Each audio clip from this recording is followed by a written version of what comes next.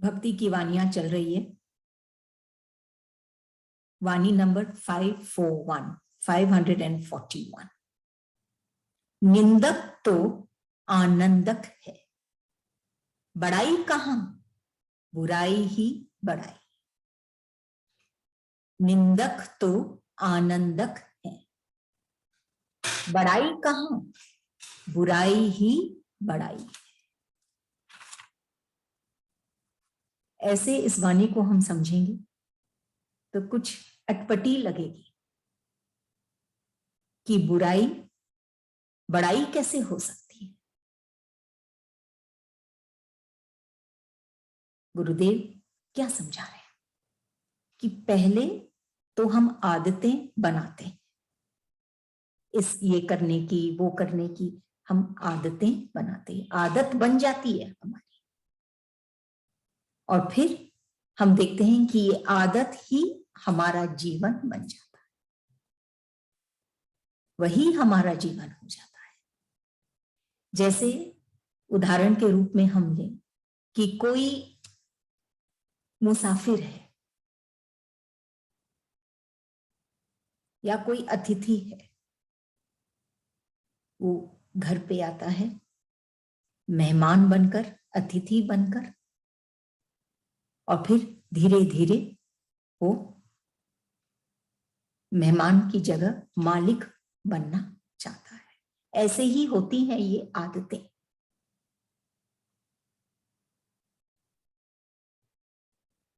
आती हैं और फिर हमारा जीवन ही उनके हिसाब से चलने लग जाता है। अब बात यहां कर रहे हैं गुरुदेव निंदक और आनंदक। सबसे पहले ये निंदा क्यों कोई करे, कहीं ना कहीं हमने वो एक हमारी जो लूज चाबी है वो हमने किसी के हाथ में दे दी। हम कुछ ऐसा काम कर रहे हैं कि उसको ये मौका मिल रहा है कि वो निंदा करे। शुरू से लें इस वाणी को कि पहले हम ऐसा अपना जीवन बनाएं, ये आदतों के हम वशीभूत ना हो कि कोई हमारी निंदा करे, उनको वो मौका ही नहीं मिलना चाहिए। 2, अगर कोई निंदा कर भी रहा है तो हम ये समझें कि वो जो निंदा कर रहा है वो हमारे एक्चुअली हमारी बुराई नहीं कर रहा, बुराई तो कर ही रहा है लेकिन हमको बुरा नहीं लगता है। क्यों? एक तो एक भक्त को ही नहीं लगेगा जो संत के चरणों में बैठा है, अन्य जन को बुरा लगेगा लेकिन एक भक्त को नहीं लगेगा, क्योंकि उसको मालूम है कि जब वो बुराई कर रहा है तो वो अपने भीतर झांकता है और ये उसको महसूस होता है कि भीतर में उसके क्या बोले स्वच्छता आ रही है, वो साबुन का काम कर रही है, वो उसकी निंदा उसके अंतर को और साफ कर रही है। कैसे? कि जब वो निंदा सुनता है वो उसका रिएक्शन नहीं करता, सुनकर भी वो शांत है, निंदा सुनकर भी वो शांत है। इससे उसके भीतर की ही स्वच्छता बढ़ रही है, भीतर की ही क्या कहें गहराई, तीव्रता बढ़ रही है, वो आगे बढ़ रहा है। अगर वो शीघ्र ही उत्तेजित हो जाए, क्रोध में आ जाए कि क्यों मेरी निंदा कर रहा है, तो उसका विकास नहीं होता, उसमें वो सहनशीलता वो धीरज आने लग जाता है जब वो इस निंदा को सुनता है। और एक और बात हम समझ सकते हैं कि बड़ाई तो शायद ही कोई करता है। वो तो 2 समय विशेष के लिए कभी 2 शब्द कह भी दिया प्रशंसा में, अगले ही क्षण वो निंदा करने लग जाता है। तो कुछ क्षणों के लिए हमको बहुत अच्छा लगता है कि बड़ाई हो रही है, और फिर वही दुख निंदा की। बल्कि अगर हम निंदा को अपने धीरज से लें, जब हमारी निंदा हो रही है, तो वो हमारे भीतर में एक शाश्वत परिवर्तन लाएगा। कैसे? कि हम हमारे भीतर वो धीरज, वो ईश्वर को ही देखना, न कि उस निंदक को, न ही बाहर में देखना, ये सब कम हो जाता है। और हम इस राह पर, इस भक्ति की राह पर हम और आगे बढ़ते हैं। अगर हमारा ध्यान बाहर में है, बाहर की बातों में है, ये निंदा वगैरह में है, तो हमारा भीतरी विकास, भीतर का सफर में बहुत बाधा आएगी।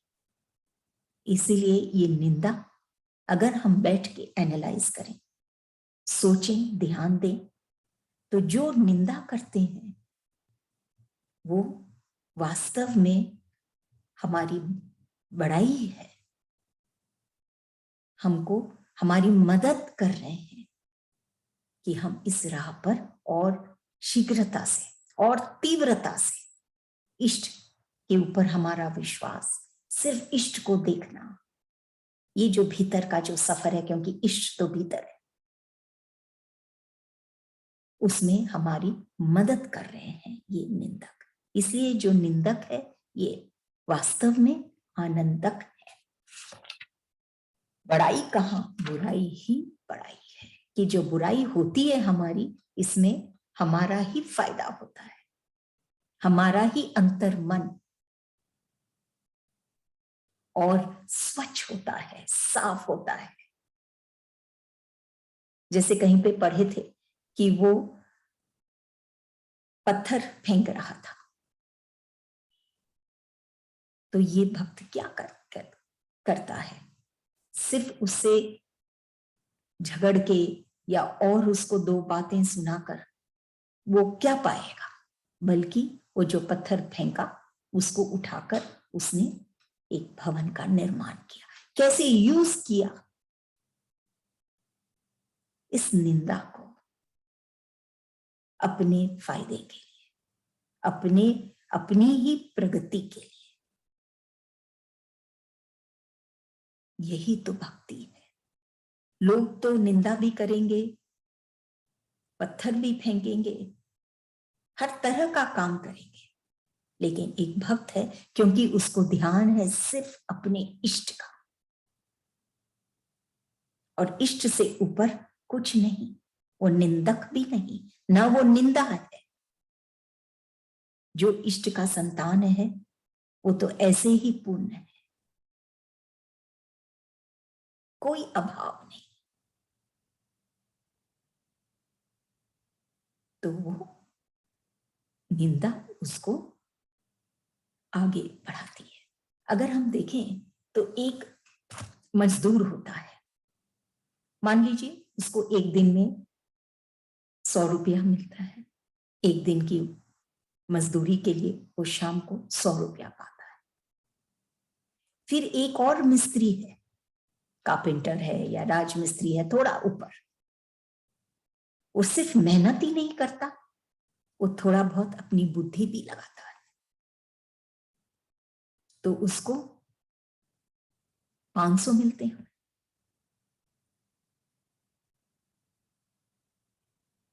उस मिस्त्री से भी ऊपर वो पेंटर भी हो सकता है, क्योंकि वो थोड़ी सी बुद्धि भी लगाता है, उसको 100 से ज्यादा मिलती है। ये मजदूर है, वो सिर्फ मेहनत करता है, और ये मिस्त्री मेहनत प्लस बुद्धि भी लगाता है। उसको थोड़ा और मिलता है। उससे भी ऊपर एक आर्टिस्ट,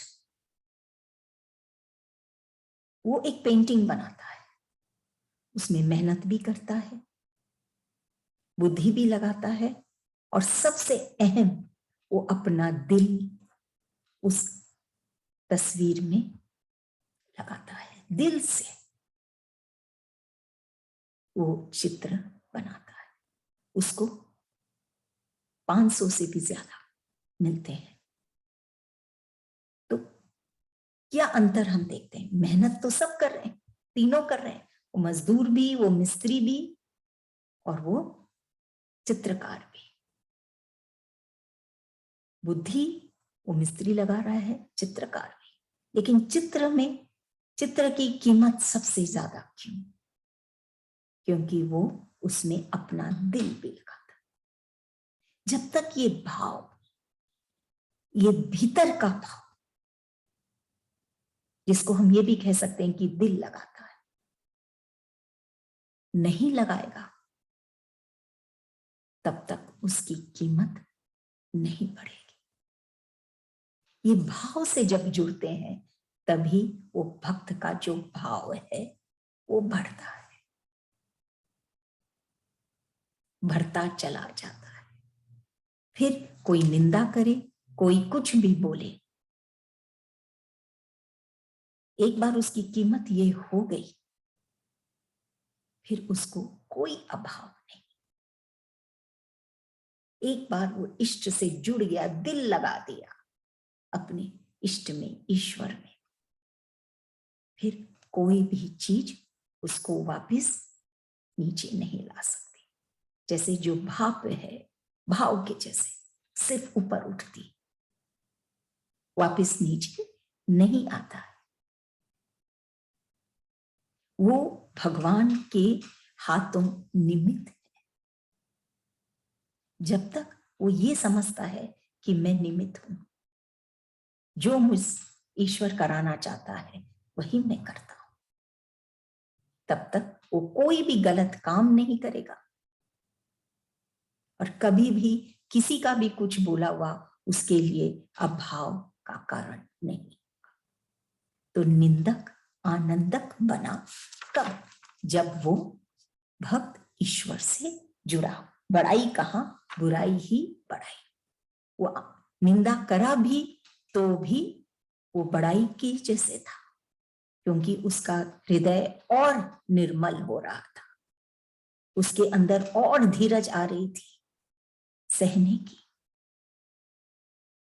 और अपने इष्ट से तीव्रता से वो मिल पाता है। अगली वाणी 542 भक्ति की।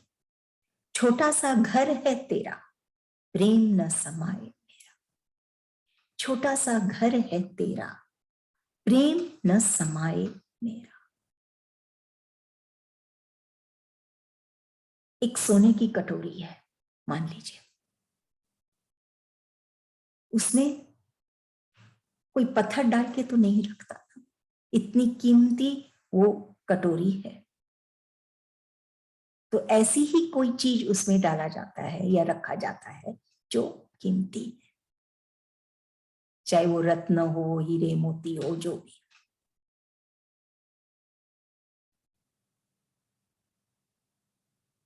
ऐसा ही है ये शरीर, इतनी कीमती है। इसमें अगर हम ये पत्थर जैसे स्थूल पदार्थ या विकार, भय, ये सब चीजों को हम भर लेते हैं, तो हम इस शरीर की आलोचना कर रहे हैं। इतनी कीमती है ये शरीर। अब गुरुदेव क्या कह रहे हैं इसमें? छोटा सा घर है तेरा, कि ये जो घर है तेरा, ये जो हृदय है तेरा, जो इस शरीर में निहित है, छोटा सा है, प्रेम न समाए मेरा। कि ये जो हृदय है इतनी कीमती है, लेकिन हम इसको क्या करते हैं? हम इसको बहुत संकीर्ण बना लिए। ये तो बहुत गहरा है, असीम है, क्योंकि इस हृदय में असीम का वास है। जो असीम का वास है वो तो वहीं वास कर सकेगा जो जो जो स्थान असीम है। लेकिन गुरुदेव कह रहे हैं छोटा सा है घर तेरा, ये जो हृदय जो इतना विशाल है, सागर के जैसे, उसको तुमने कितना छोटा बना लिया, सीमित कर लिया है। क्यों? ये विकारों के कारण, ये राग द्वेष ईर्ष्या घृणा, ये सब के कारण, मैं मेरा के कारण, ये मेरा, ये मैं, ये मेरा, ये अहंकार, ये सब के कारण तुमने इस हृदय को कितना सीमित कर लिया है। जो अहंकारी है वो अपने आप से हट ही नहीं पाता है। मैंने किया, मेरा। तो कहां पे विशालता आई? सिर्फ उसी की बात है और किसी की है ही नहीं, और खास करके वो इष्ट की तो है ही नहीं उसमें जो असीम है। अब कह रहे हैं प्रेम न समाया, समाये मेरा। ईश्वर कौन है? प्रेम। ईश्वर का दर्शन सिर्फ उसका अनुभव है, और वो अनुभव कैसा है? प्रेम भरा, प्रेम से भरा। वही है ईश्वर का अनुभव, और वही है ईश्वर। प्रेम न समाये मेरा। और ये प्रेम कैसा है? असीम है, अनंत है। एक के लिए नहीं, 10 के लिए नहीं, असीम भी इसमें समा सकते हैं। ऐसा है ये प्रेम। और ऐसी है स्थिति हमारे हृदय की, लेकिन हम उसको कितना संकीर्ण कर लिए, सिर्फ अपने 4 जन के लिए, और सबको तो हम समा ही नहीं पाते हमारे ईर्ष्या द्वेष के कारण। तो हम अपने हृदय को कितना संकीर्ण कर लिए। तो गुरुदेव इसके लिए क्या कह रहे हैं कि छोटा सा घर है तेरा, प्रेम न समाये मेरा। जब तक इस हृदय को हम खोलेंगे नहीं, इस मैं से हम उठेंगे नहीं, तब तक हम उस स्वरूप में, उस प्रेम में जो हमारा स्वरूप है, जो एक्चुअली हम हैं, ये रूप नहीं, वो स्वरूप है। ये सब तो बदलता रहता है। एक माँ के 3-4 बच्चे होते हैं, संतान होती है, सबका बर्ताव अलग अलग करती है, सबके प्रति उसका बर्ताव अलग अलग होता है, लेकिन एक चीज सेम है, और वो है भाव। बर्ताव अलग हो सकता है, लेकिन भाव एक ही है।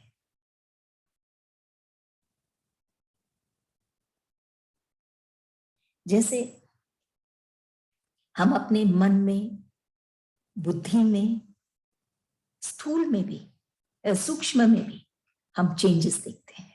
मन बदलता रहता है, बुद्धि भी बदलती रहती है, लेकिन एक चीज शाश्वत है, और वो है ब्रह्मन, सत्य। वो नहीं बदलती। मन बदलता रहता है, बुद्धि बदलती रहती है, ब्रह्मन नहीं बदलता। हम कहीं पे सफर कर रहे हैं, गाड़ी में या कोई वाहन में हम सफर कर रहे हैं, रास्ते में के दोनों तरफ ये गाछ पेड़ लगे हुए हैं, पेड़ तो वहीं के वहीं है, हम तेजी से बढ़ रहे हैं, वो नहीं हिलता, वो नहीं हटता। ऐसे ही है ये सत्य, ये ब्रह्मन, ये प्रेम जो हमारे भीतर है, ये नहीं बदलता, क्योंकि ये सत्य है, वो हमेशा रहता है। वो अलग बात है कि हम आगे बढ़ जाते हैं, दूसरे रास्ते चले जाते हैं, हमारा मन बुद्धि बदलता रहता है। जिस दिन हम इस सत्य की तरफ या इस प्रेम की तरफ हम ध्यान देंगे, तब हम उस असीम में, असीम की सीमा में हम पहुंचेंगे।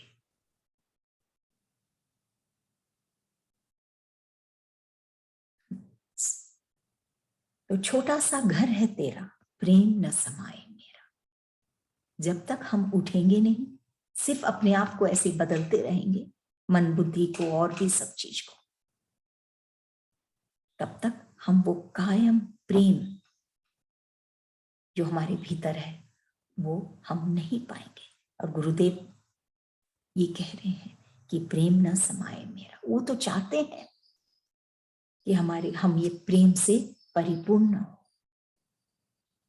हमारा हृदय, हमारा अंतर मन ये प्रेम से पूरित हो।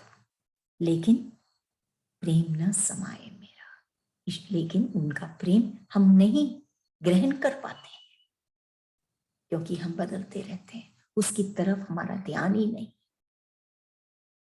हम ये बाहर की बातों में, ये संसार की बातों में, क्लेशों में, बेचैनियों में, हम इसी में हम फंसे रहते हैं कि हमारा ये जो विशाल सा हृदय है, जिसमें वो पात्रता है कि प्रभु के प्रेम को वो ग्रहण कर सके, हम उसको छोटा सा बना लेते हैं, संकीर्ण बना लेते हैं। इस कीमती हृदय को हम निरर्थक पदार्थों से, विचारों से, बातों से हम भर लेते हैं, जिससे उसकी शोभा नहीं।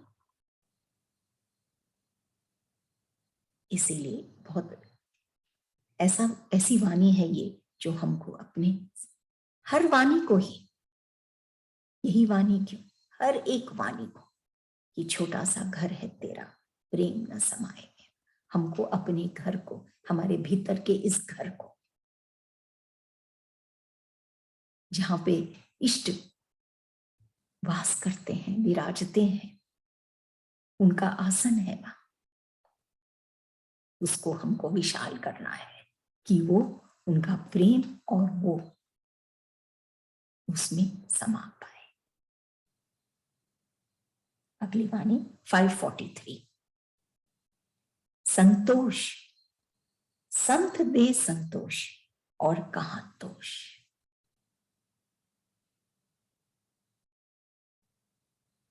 गुरुदेव की के ये जो शब्द जिस तरह से वो प्रस्तुत करते हैं, अद्भुत है, मैजिकल है।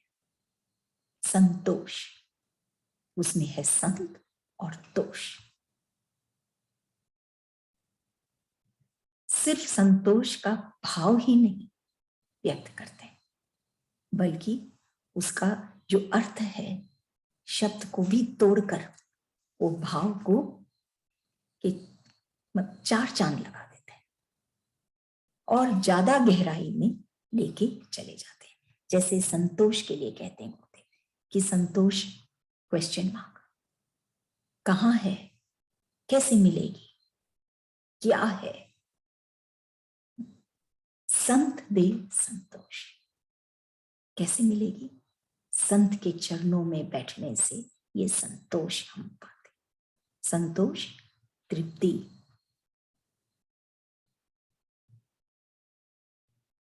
सब कुछ है उस प्राणी के पास, कोई चीज की कमी नहीं, लेकिन फिर भी संतोष नहीं। तो कहीं ना कहीं ये सब का पाना निरर्थक है। बिना संतोष के तो जितना ही धन हो निरर्थक है।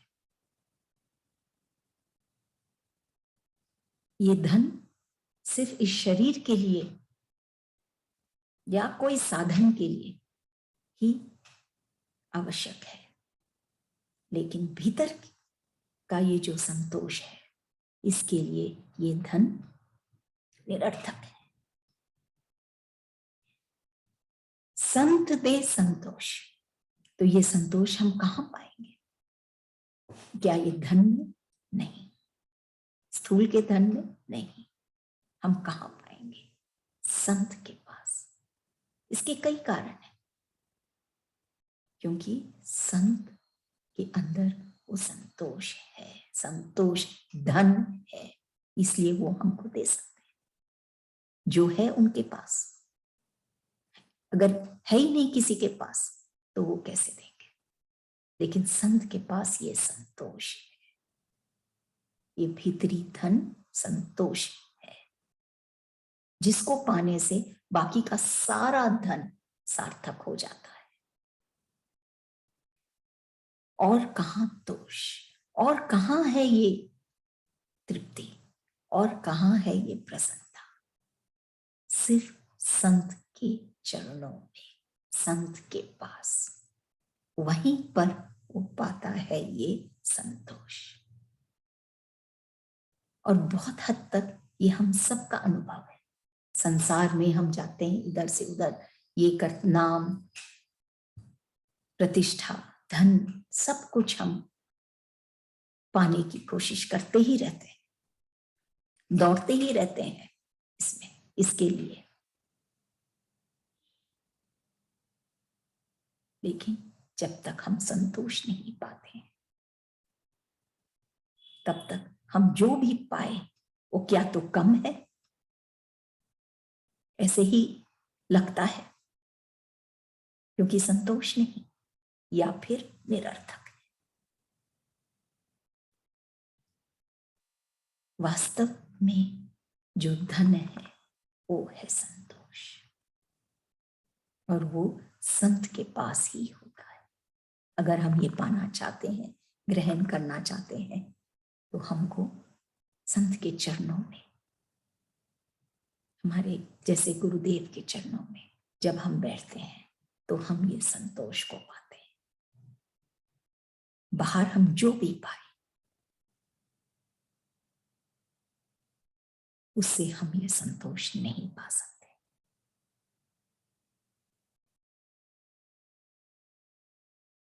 ये जो अभाव है इससे वो हटाती है ये संतोष, और भाव में लाती है। पूरा जीवन ही सार्थक हो जाता है। जब तक ये संतोष धन नहीं, तब तक कुछ भी नहीं। इतना इंपॉर्टेंट है ये। जैसे एक डिश में वो नमक और सब कुछ डाला हुआ है, मसाले और भी अन्य चीज, लेकिन जब तक वो एक नमक नहीं पड़ता तब तक वो उसमें वो स्वाद नहीं। जब तक संतोष हम नहीं पाएंगे, तृप्ति प्रसन्नता भीतरी, तब तक हम जो भी कुछ कमा लें, इकट्ठा कर लें, बटोर लें, लेकिन हम फिर भी वो संतोष नहीं पाएंगे, तब तक वो सारा निरर्थक है। अगली वाणी, रहता क्यों है दिल महसूस, आवेगा जब होश तो पावेगा संतोष। रहता क्यों है दिल महसूस, उसी वाणी को आगे बढ़ा रहे कि तुम अपने दिल को महसूस कर, दबा कर क्यों रहते हो?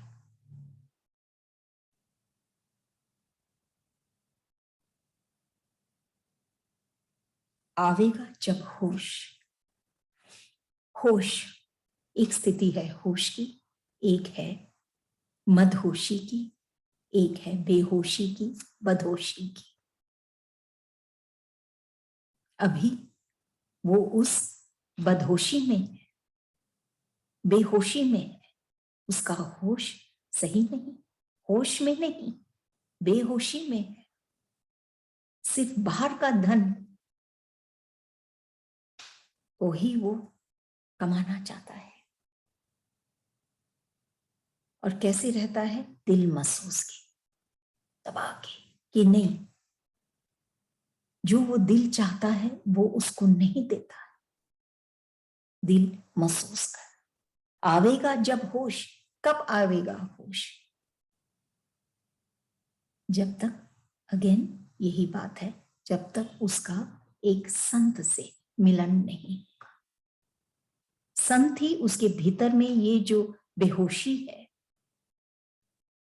जिसकी उसका जो ये दिल को वो इस तरह से दबा रखा है, जी नहीं पा रहा, खिल नहीं पा रहा, उसको होश में लाने के लिए एक संत ही कर सकते हैं ये काम, क्योंकि वो वहीं रहते हैं उस दिल में। आवेगा जब होश, तब उसको ये, जब वो संत की वाणियां सुनता है, संत का प्यार पाता है, तब वो होश में आता है कि मैं क्यों ऐसे रह रहा था आज तक अपने दिल को महसूस के। वो बेहोशी से वो मदहोशी में आने लग जाता है, होश में आने लग जाता है, ईश्वर के प्रेम में मदहोश हो जाता है, तो पावेगा संतोष, तब वो पावेगा संतोष। ऐसे तो हर चीज में, ये अपने पहले भी चर्चा कर चुके हैं, हर चीज में कुछ स्ट्रेंथ होती है, स्ट्रेंथ कुछ अच्छी चीजें होती है पॉजिटिव, और कुछ नेगेटिव। जैसे अगर हम एक हाथी का उदाहरण लें, हाथी है इतना विशाल, इतना स्ट्रॉन्ग, लेकिन उसकी आंखें इतनी छोटी। कोयल की बात लें, देखने में बिल्कुल भी सुंदर नहीं, बदसूरत, लेकिन उसकी आवाज अति मधुर।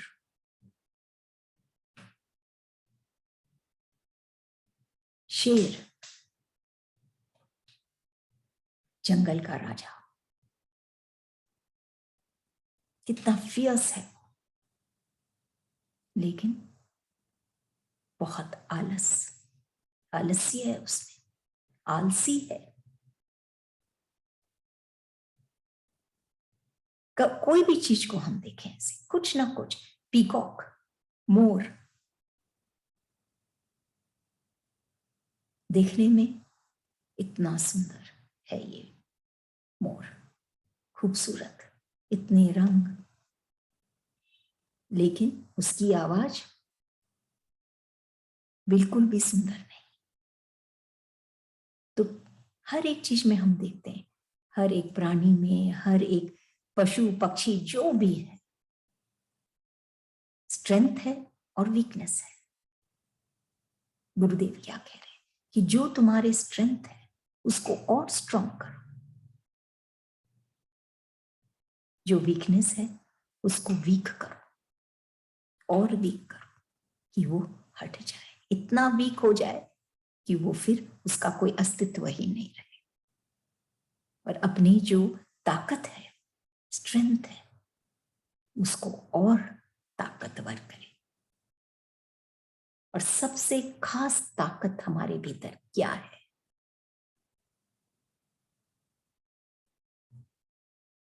कि हमारे में वो इष्ट का वास है, वही है जो हमको होश में रखता है। हम बेहोश नहीं होते जहां सिर्फ अंधकार है, कुछ नहीं सूझता, बल्कि होश में, वो प्रकाश में, वो प्रेम का प्रकाश में हमको वो, वहीं पे हमारा सिंचन होता है कि हमको संतोष मिले। और जो चीजें हैं, ये जो माया रूपी,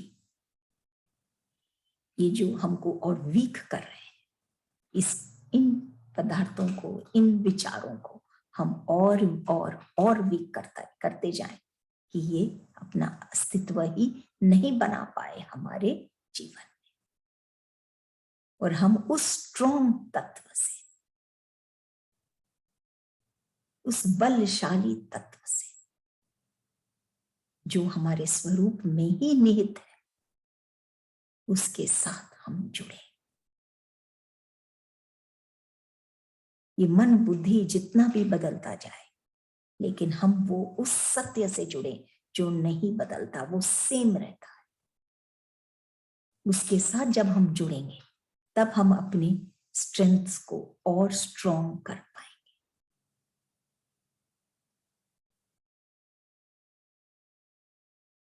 कि हमको दिल महसूस नहीं करना।